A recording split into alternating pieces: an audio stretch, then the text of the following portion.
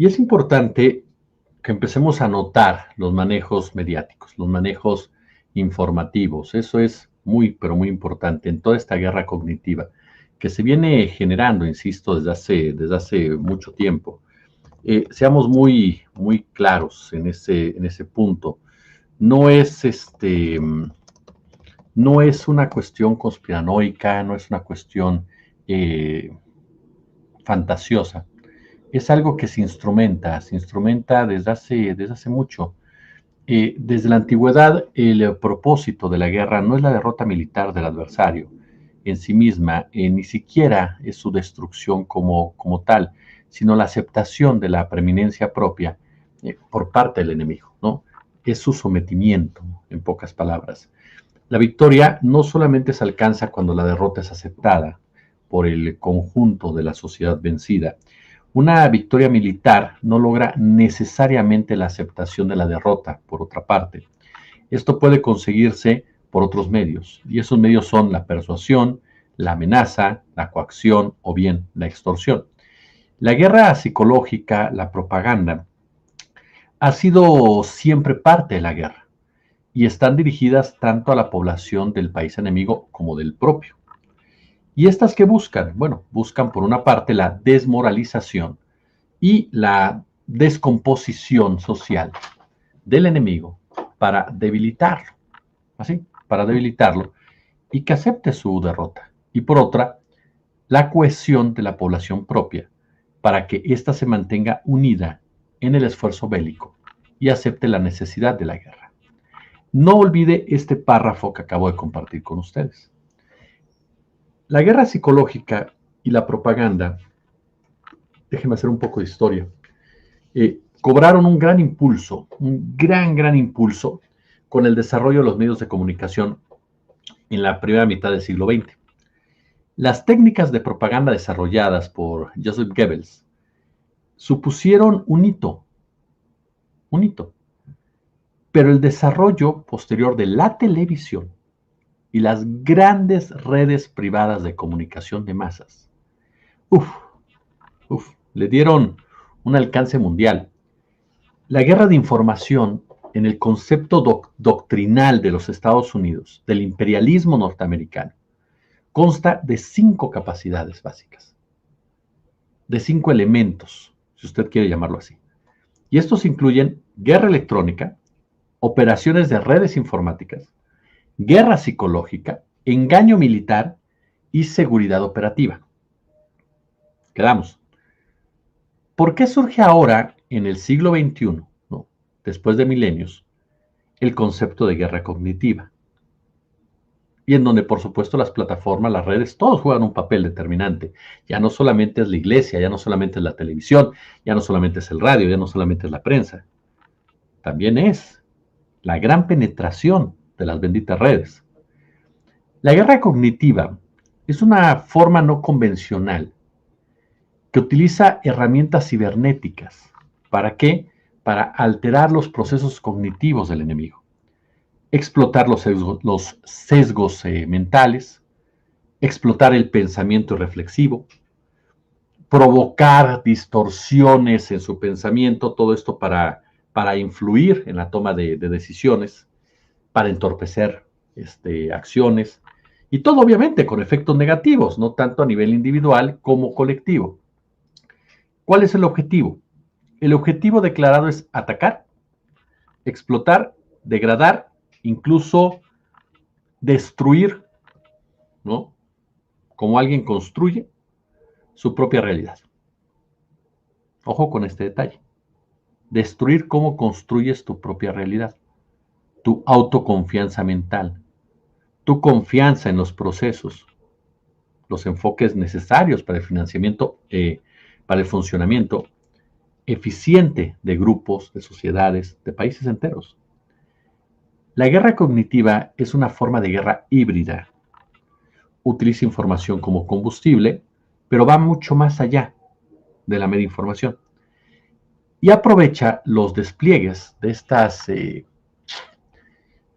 pues sí, grandes corporaciones tecnológicas, la vigilancia masiva para explotar el Big Data,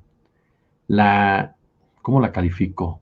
¿sí? La ingente cantidad de información que producimos de datos a donde quiera que vayamos, porque dejamos una cantidad de datos desde que estamos registrados en redes, el tema de los celulares. De repente me llama la atención cuando te dicen, no, el dato biométrico no, güey, tienes tu celular con el rostro y te la pasas bajando filtros donde cambian tu cara, ¿no?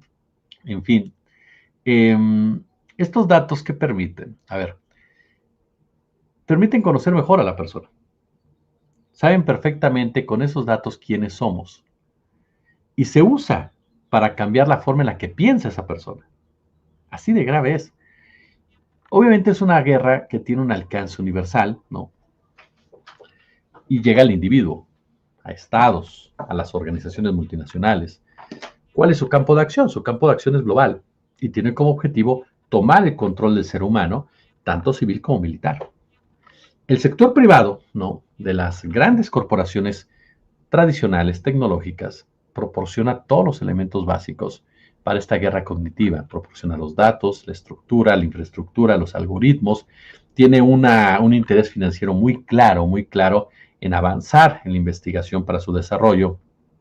Las instituciones militares norteamericanas, por ejemplo, y de la OTAN, son los que promueven activamente todo este proceso. Bueno, ¿en dónde encaja la discusión que vemos en México con toda esta descripción que les di? Como les mencionaba al principio, lo fundamental es desmoralizar al enemigo. Militarmente tú no puedes hacer nada frente a Estados Unidos. ¿Está de acuerdo? Si Estados Unidos te interviniera en este momento, te declarara una guerra, pues sin duda alguna nos derrotaría en el plano militar, pero no en el plano moral. ¿Por qué no? Porque en el plano moral nosotros seríamos las víctimas, nosotros seríamos los agredidos, nosotros seríamos los violentados y porque además de todo seríamos una mayoría de pueblo que confía y cree en un proyecto de nación. Entonces, moralmente, no estarías derrotado, lo cual llevaría a que hubiera guerra de guerrillas, a que hubiera reacciones de otro tipo, a que continuaras luchando, ajá, continuaras luchando, como pasó en Vietnam, por ejemplo. Y esto, por supuesto, no le conviene a la nación intervencionista, a la nación invasora. Entonces, ¿qué hace la nación invasora? Ya no se trata solamente, sí, de lanzarte bombas o de entrar a tu territorio, sino que lo primero que hay que quebrar es la moral. Lo primero que hay que quebrar es la confianza, la autoconfianza. Eso es lo primero que tienes que hacer. ¿Y cómo lo haces? Con propaganda. Propaganda en contra de tus líderes. Propaganda en contra de aquellos o aquellas que unifican el criterio, que unifican a una población, que unifican el sentir de una sociedad. ¿Cómo quiebras esa confianza? A ver, no funcionó hace un año que López Obrador era narco. No les funcionó. No les funcionó vender la idea de que López Obrador era deshonesto. Entonces, vamos por el tema de la congruencia. La doctora Claudia Sheinbaum ha hecho de la soberanía uno de sus principales discursos en la materia, uno de sus principales argumentos en las negociaciones y en los debates con Donald Trump. Uh-huh. Vamos a buscar la manera en que esa postura soberana o soberanista se vea afectada. ¿Cómo? Violentándola. ¿Cómo la violentas? Tachándola de mentira, tachándola de hipócrita, tachándola de incongruente, demostrándole a aquellos que respaldan a la doctora Sheinbaum que nosotros, Estados Unidos, ya la sometimos. Y la sometimos al momento en que nuestros agentes están haciendo lo que siempre han hecho en ese territorio. Entonces, buscas desvirtuar la moralidad de un pueblo, la confianza, y de esa forma es mucho más fácil intervenirlo. De esa forma es mucho más fácil despojarlo. De esa forma es mucho más fácil desalentarlo. Y en este juego parte la comunicación del gobierno de Trump. Y no solamente de Trump, esto viene de la política norteamericana, porque recuerde que en Estados Unidos la política hace mucho tiempo que dejó de ser ese vínculo ciudadano o del gobierno relacionado con el ciudadano. En Estados Unidos hay una corporatocracia desde hace mucho tiempo, porque en Estados Unidos no hay una democracia, nunca la ha habido. Es una plutocracia, en donde quien gana las elecciones es quien junta más dinero, quien tiene más aliados en las élites. Entonces, en Estados Unidos, la democracia es simple y llanamente un cuento para los medios de comunicación.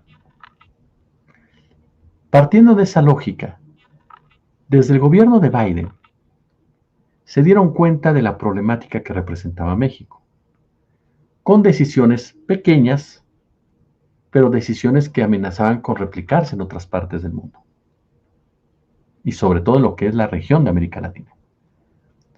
La reforma judicial, que se convierte en ley y ahora ya es un proceso de elección, ha recibido muchísimas críticas, algunas bien intencionadas, de gente preocupada por lo que ve desde su ámbito, pero otras no. Otras que lo que buscan es evitar que el poder económico pierda su influencia en juzgados, magistrados y la Suprema Corte de Justicia. Es evitar que las cosas cambien. ¿Por qué? Porque Ernesto Zedillo, cuando da el manotazo en la Suprema Corte, acaba con la influencia política en el máximo tribunal, pero le abre la puerta a la influencia económica. No olvidemos que el neoliberalismo es un sistema de gobierno económico, no político. Por eso al neoliberalismo no le importa en ningún sentido las poblaciones, son desechables, le importa lo que genera recursos. A partir de ese momento, el poder económico manda en la Suprema Corte de Justicia, manda en el Poder Judicial, impone condiciones. Todos los laudos, sentencias y demás, no todos, pero sí la gran mayoría, siempre salen a favor de las grandes corporaciones, de las corporaciones grandotas. Siempre se protege al poderoso. La justicia se vuelve entonces una mercancía que solamente puede acceder a ella quien la pueda pagar. Por supuesto que ese poder económico, fáctico, no quiere perder eso. Y no solamente el nacional, sino el internacional. Y entonces se unen, se amalgaman en distintas acciones y campañas para tratar de desarticular la reforma. Fracasan, entonces vamos ahora a tratar de desarticular el proceso. Fracasan, entonces vamos ahora a desarticular la elección. ¿Cómo lo hacemos? Cero promoción, cero análisis, campaña en contra, es decir, destacamos solamente lo negativo, y entonces la gente no sale a votar. Si la gente no sale a votar, la gente se desmoraliza y dice, pues ¿para qué? Si todo es lo mismo, ¿para qué? Si es un desmadre, ¿para qué? Ya se dio cuenta, otra vez, desmoralizamos a la gente. Y entonces la elección judicial no es legítima. Es legal, pero no legítima, por el número de personas que saldrán a votar, si no cumple un cierto porcentaje. Y entonces ya tienes de dónde agarrarte para torpedearla más adelante. Ahí tiene usted un primer ejemplo de cómo es la misma estructura. Cognitivo el asunto. Mental, manipulación, para que yo me quede con mis intereses. Ese fue el primer punto. Y desde ahí empezaron a molestarse. El tema del maíz transgénico fue el segundo. El tema, por supuesto, porque ojo, la industria agroalimentaria de Estados Unidos tiene demasiados intereses en México. México es un factor clave para ellos. Y no olvide que en cuestión de soberanía, la alimentación es indispensable. El país que decide qué come el otro es el que tiene el control. Y hasta ahorita Estados Unidos estaba decidiendo qué comemos. Al momento que se llevan a cabo acciones de ese tipo, por supuesto que brincan otra vez. Y entonces se van a un panel completamente manipulado, ¿no? Que tiene una visión netamente comercial, y México perdió. Pero entonces la doctora, ¿qué dice? Ah, bueno, pues entonces lo hacemos así constitucional. Y de repente alguien mete la mano y empieza a manipular lo que se había mandado. Y entonces se corrige y se manda. Y entonces comienza la campaña otra vez, de que México no cuenta con esto, de que México no respeta tratados, de que México no sé qué. Tercer punto, mediático, reforma en telecomunicaciones. Lo que buscas es evitar que haya spots de una persona que está criminalizando a los mexicanos. Es una decisión soberana que tú en tu país decidas que eso no se puede hacer porque es una afrenta. Punto. Fue una afrenta. Habrá quien diga, es libertad de expresión. No, papá, no es ninguna libertad de expresión. Yo me pregunto siempre, ¿quién les ha dicho que la libertad de expresión ampara discursos de odio, apología del crimen organizado? O sea, sigo pendiente de eso porque yo no encuentro en ningún libro de libertad de expresión que diga que sí, que todo eso se vale, ¿no? Pero ahí está. Tú dices, oye, no puedes hacer eso porque me estás agrediendo a mis paisanos. Es una cuestión de soberanía, es una cuestión de control del Estado para regular telecomunicaciones. Y entonces comienza el despiporre. No, es que esto es censura y demás. Y llama la atención que se replica ese discurso en otros países, ajá, particularmente en los Estados Unidos, en donde entonces se empieza a hablar de que en México hay una ley censura, ajá, una ley que quiere censurar a los medios.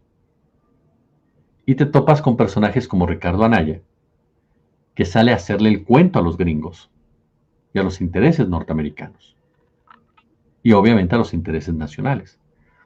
En cada uno de estos espectros, luego aparece Denise Dresser diciendo, no, es que beneficia a Televisa. Denise Dresser que tiene un problema ya con Televisa y todos sabemos cuál es. No, cuando en realidad Televisa es uno de los que más ha opuesto esta ley, y junto con Azteca es la que ha lanzado campañas durísimas en contra de esta ley. Rara forma, ¿no?, de ser beneficiada Televisa con eso. Pero bueno, el chiste es que ves a este tipo de personajes salir a defender, ajá, a estas empresas.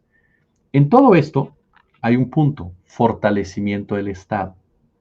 El neoliberalismo no acepta el fortalecimiento del Estado. La oligarquía no acepta el fortalecimiento del Estado. Si ustedes creen que Trump es el representante de un Estado fuerte, están perdidos. Trump es el representante de una oligarquía, de una corporatocracia. Eso es el representante de Donald Trump. Nada más.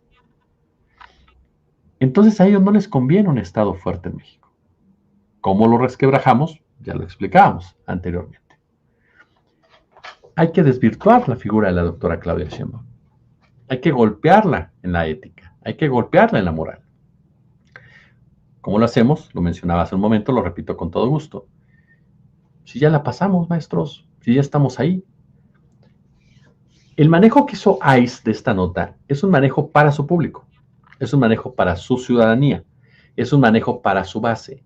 Y es parte de esa estrategia trumpista donde ellos nunca pierden y ellos siempre son lo más importante y ellos son los que encabezan absolutamente todo. Kristi Noem es una alumna muy avanzada de Trump en ese sentido.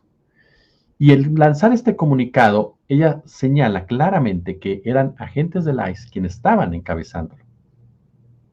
Pero resulta que esos agentes del ICE no eran del ICE como tal. Habían sido certificados por el ICE, pero eran agentes mexicanos de la Agencia de Investigación Criminal en México, de la Fiscalía General de la República. No es una equivocación de la Secretaría de Seguridad de la cual depende ICE. No es ninguna equivocación. No es solamente una bravata, es un mensaje hacia adentro de Estados Unidos, que te plantea el hecho de que ya ven, ya estamos adentro de México y estamos controlando lo que pasa en México. Y hacia afuera, diciéndoles, nuestros agentes entraron, aunque la doctora Sheinbaum diga que no. Aunque López Obrador haya dicho que no. Ya entraron. Si ustedes ven esta fotografía, ayer en la noche hicimos el análisis, citábamos también las declaraciones de Jesús Esquivel, periodista, que nos ayudan a entender esa manipulación de imágenes. La fotografía no es del lugar en donde dicen que acudieron. La fotografía, los 4 elementos que están ahí sentados, están sentados con base precisamente a un mensaje. No es una fotografía instantánea, no es una fotografía orgánica, no es una fotografía que tú tomas para consignar un evento. Es una fotografía que busca crear un escenario. Por eso el primero que ves es este vato que trae ICE aquí, cuando ningún elemento directamente del ICE participó como tal. Participaron elementos certificados por el ICE en México. Yo no estoy de acuerdo en la certificación, pero sí hay una diferencia entre un elemento mexicano que trabaja en la Fiscalía General de la República de la Agencia de Investigación Criminal, que fue certificado por estos cuates para decir que efectivamente son gente de confianza, a que venga un elemento del ICE y se ponga ese uniforme y lleve a cabo un operativo. Es diferente. Son cuestiones diferentes. Después tú lo ves, el hecho de que haya armas en la fotografía, cartuchos en la fotografía. Se está violentando la Constitución de México. Eso es lo que hizo ICE ayer. Hay mucha gente que dice los medios. Yo insisto en lo que les he comentado desde ayer. Yo no cuestiono en el sentido de la jornada, ni a ningún otro que lo tomó de la manera literal. ¿Por qué? Porque era un mensaje del gobierno de Estados Unidos. Es decir, tu fuente del gobierno de Estados Unidos es una fuente oficial. Tú lo retomas. A quien tienes que cuestionar es al gobierno de Estados Unidos siempre. Porque el gobierno de Estados Unidos es el que está manipulando la información. Y eso es lo que estamos haciendo ahorita. Hay otros medios como Fórmula que lo agarraron para sus pleitos personales y para seguir propagando, ¿no?, su propio mensaje de odio, coraje y la furia que tienen Gómez Leiva y Manuel Peregrino contra la 4T. Pero el fondo de esa foto es un fondo intervencionista que busca golpear cognitivamente, que busca dar un mensaje tramposo. Si a esto le agregamos 2 puntos más. 1. Tim Golden. Tim Golden, un periodista, como se los decía en otro espacio, no sé si en la mañanera o ayer. Tim Golden, ya se me van las cabras de repente, en donde digo tanta cosa. Tim Golden, es un hombre que ha gozado siempre de un prestigio mal ganado. Mal ganado. Porque sí, ProPublica, o ProPublic, como usted guste, ha sacado reportajes interesantes, periodísticamente notables. Pero precisamente esa rigurosidad es lo que lo evidencia cuando opera a favor de un Estado. Él no es un periodista que tenga una trayectoria blanca o que tenga una trayectoria honesta o que tenga una trayectoria alejada de los círculos de poder, sino todo lo contrario. Es un periodista que ha servido en infinidad de ocasiones al sistema norteamericano para atacar a sus verdaderos enemigos. Y ha gozado de la popularidad que te otorga el que te reciban en el Parnaso periodístico norteamericano y te alaben, y eso provoque que en México se replique el discurso acríticamente. ¿Por qué? Porque durante muchos años ese discurso era manejado por medios de comunicación para los cuales el Washington Post era una Biblia. Lo sé porque yo tuve compañeros que literalmente decían, si lo dice el Washington Post o lo dice el New York Times, ni lo dudes. Ah, caray, yo decía, pues que no tienes que curar información. Pero así era.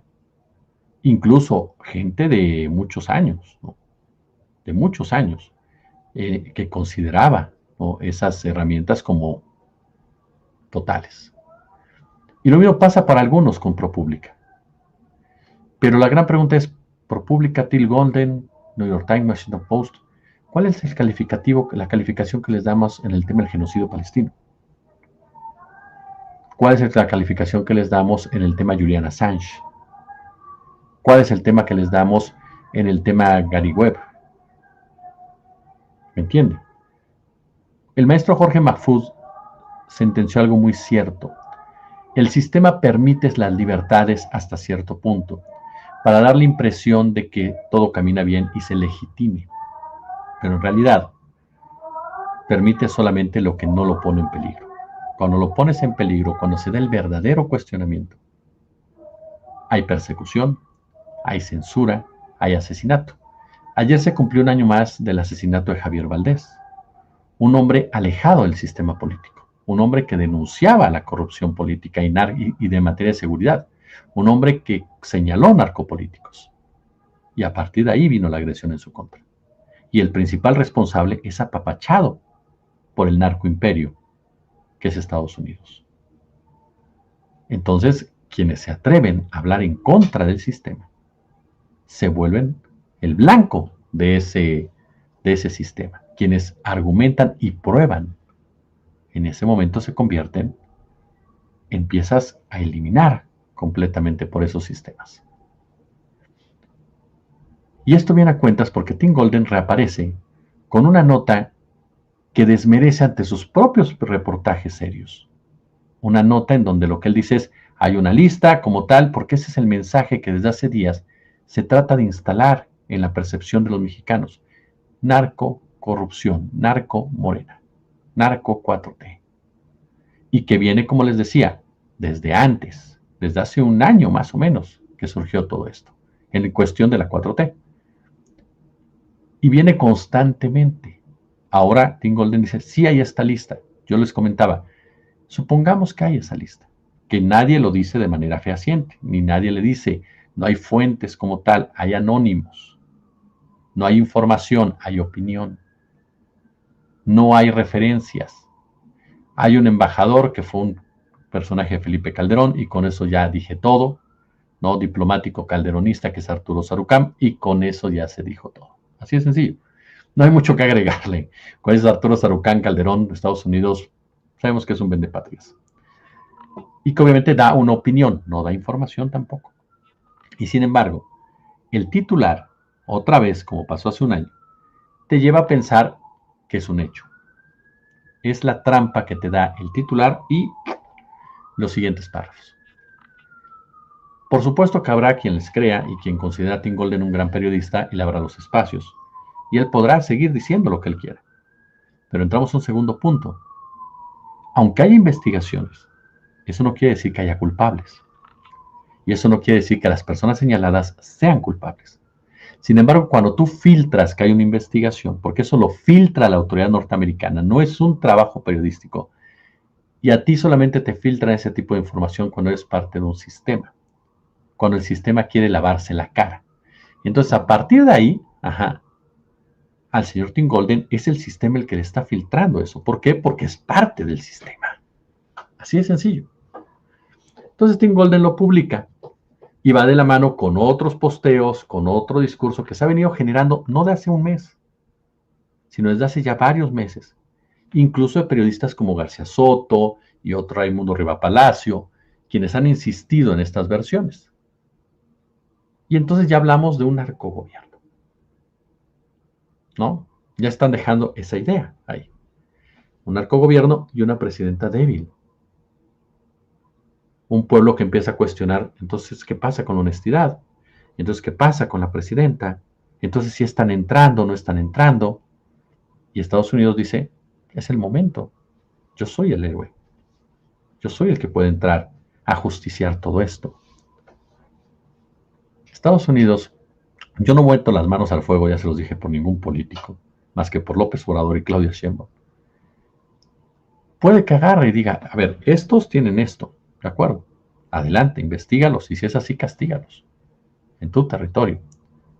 Pero no lo instrumentalices para conseguir algo más en materia comercial. Porque, insisto, es el narcoimperio el que mueve los hilos. Porque el narcotráfico lo creó Estados Unidos, lo maneja Estados Unidos, lo instrumentaliza Estados Unidos, lo manipula Estados Unidos. Es su arma intervencionista, es su arma de recursos para lavado de dinero, es su arma para vender armas. El narcotráfico no solamente son dos vatos peleándose entre ellos. No es solamente el mencho con el mancho. Es un interés mucho más poderoso que viene desde hace décadas, y que hay ejemplos palpables de lo que le estoy diciendo en materia histórica. Entonces, llegamos ya a este punto en donde Estados Unidos está extorsionando al gobierno mexicano con este tipo de campañas, ¿no?, mediáticas que no llegan a ningún lado, pero buscan trastocar, buscan afectar la credibilidad y la fortaleza de un gobierno. Y en esto juegan los diferentes escenarios que comentábamos hace un momento. La DEA, y esto lo decía ayer Alejandro Páez Varela y Álvaro Delgado, y yo coincido plenamente, tienen Terry Cole a su nuevo dirigente. Ese hombre odia a Andrés Manuel López Obrador, no lo puede ver. Y no porque no le caigan bien los tabasqueños, sino por todo lo relacionado con el culiacanazo. Así de sencillo.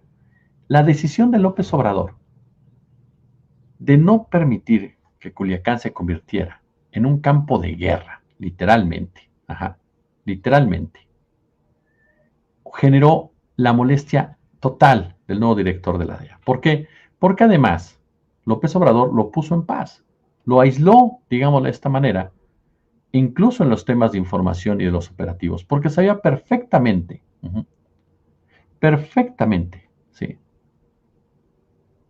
que era un intervencionista como tal, que era un tipo que se vende como un especialista y que no es otra cosa más que un administrador del negocio de la droga en los Estados Unidos y para los Estados Unidos, y que es un tipo al cual le enervó que le pusieran límites a sus agentes y le enervó que su ejército no pudiera participar en nuestro territorio y que el ejército mexicano no tuviera la orden del Estado para llevar a cabo acciones de guerra como tal. Hay datos que dicen, es el hombre más informado del cártel de Sinaloa. Pues claro, si ellos lo crearon, si ellos lo operan, es el hombre más informado del cártel Jalisco Nueva Generación. Pues sí, si tiene relaciones con Salvador Cienfuegos, pues seguramente, ¿no? Entonces, Terry Cole tiene un problema de origen con Andrés Manuel López Obrador. Y por eso para ellos, para la DEA, se los decía hace un momento, cuando tú combates al sistema, y eso fue lo que hizo López Obrador, combatir al sistema, te vuelves enemigo del sistema. Dentro de los pocos márgenes de maniobra que llegas a tener como presidente de México, López Obrador decidió un camino que iba en contra de los intereses norteamericanos. Y por lo tanto se vuelve un blanco. Este hombre, Terry Cole, quiere venganza. Así de sencillo. Quiere sangre, en pocas palabras. Quiere señalar a Andrés Manuel. Porque ¿cómo se atrevió a ir en contra de la estrategia norteamericana, de los intereses norteamericanos? Si a este personaje con esos antecedentes, que se enojó cuando fue relegado por el presidente mexicano al grado que le prohibieron sus actividades en suelo azteca, no, pues obviamente va a tratar ahora de sacar todo lo que pueda sacar y decir el culpable es Andrés Manuel, el culpable es Claudia Sheinbaum, no nosotros que organizamos todo el menjurje del narco, no, ellos. Porque aparte eso es lo que hace muy bien Estados Unidos, históricamente. Acusa a otros de lo que ellos hacen. Y como tienen toda una maquinaria detrás, la población se los acaba creyendo. Revise la historia. ¿Qué pasó con los soviéticos? Resulta que Estados Unidos salvó al mundo en la Segunda Guerra Mundial. ¿Qué pasó con los distintos movimientos sociales en Estados Unidos? Resulta que todos eran criminales, ¿no? Estados Unidos hace mucho eso. Te acusa de lo que él hace y termina convenciendo a la mayoría de la gente por esas maquinarias perversas que tienen en su haber. Ahora, usted agréguele a este hombre, a Terry Cole, con Ron Johnson. Ron Johnson es un agente de la CIA, es un boina verde, así de sencillo. Ron Johnson es eso, es un boina verde. Es un personaje, y hay que dejarlo muy, pero muy, muy en claro. Que siempre ha querido navegar, ¿cómo decirlo? Como de buena gente, ¿no? De el soldado buena onda, ¿no? El boina verde acá, relajado, ¿no? Pero en realidad es un halcón en toda la extensión de la palabra. Es un tipo que, contrario a lo que era Ken Salazar, ¿no? Que era más hipocritón en cuestión diplomática y que se acercó con López Obrador y tuvieron una buena relación durante un tiempo. No, Johnson es un personaje mucho más agresivo que Ken Salazar en el tema del intervencionismo, imagínense. Es un hombre que es feliz generando este tipo de conceptos. Es un tipo que se ha convencido de la enorme mentira de que van a aniquilar a los cárteles de la droga. Y se ha convencido de la enorme mentira que su agencia, que su gobierno, son los héroes de la película. Es un tipo que le gusta generar desestabilización en los países, que le gusta generar división, que le gusta generar mentiras. Es muy dado a sembrar cizaña, diría por ahí mi madre, ¿no? Es un personaje que ahora que ya se han declarado los cárteles como organizaciones terroristas y se ha señalado a 2 de sus integrantes como terroristas, veremos cómo reacciona este hombre, ¿no? Un hombre que no podemos desligarlo de lo que pasó con ICE y de cómo reaccionó la embajada, sí, pero muy tarde. Eso era para que la embajada de Estados Unidos reaccionara al momento que lo vio, porque ellos lo ven, obviamente. Al momento que lo viera sacar, diciendo, a ver, explicamos lo que pasó. Lo dejó correr. Y ustedes saben que en medios, y sobre todo en redes sociales, dejar correr algo también tiene una finalidad, ¿no? Y aparte el intento de desmentido, pues fue bastante cuestionable, digámosle por ahí, ¿no? Porque además, yo insisto, para mí es inadmisible tener policías certificados por estos vatos. O sea, ¿quiénes son estos tipos? O sea, son unos fracasos, porque dijera, su país está muy bien, si su país es un problema serio en materia de seguridad, violencia y narcotráfico, ¿de qué tienen que certificarnos? ¿En qué? Si son una bola de corruptos. Dentro de la propia DEA han señalado, dicho los agentes o exagentes, es una guerra perdida, es una guerra que no, nada más nos están mandando que únicamente enriquece a los poderosos, que además enriquece a Wall Street. Hay un montón de agentes de la DEA que están metidos de lleno en la administración de los cárteles. ¿De qué jodidos hablan estos tipos cuando hablan de combatir la corrupción y que ellos certifican las capacidades de otros? En fin.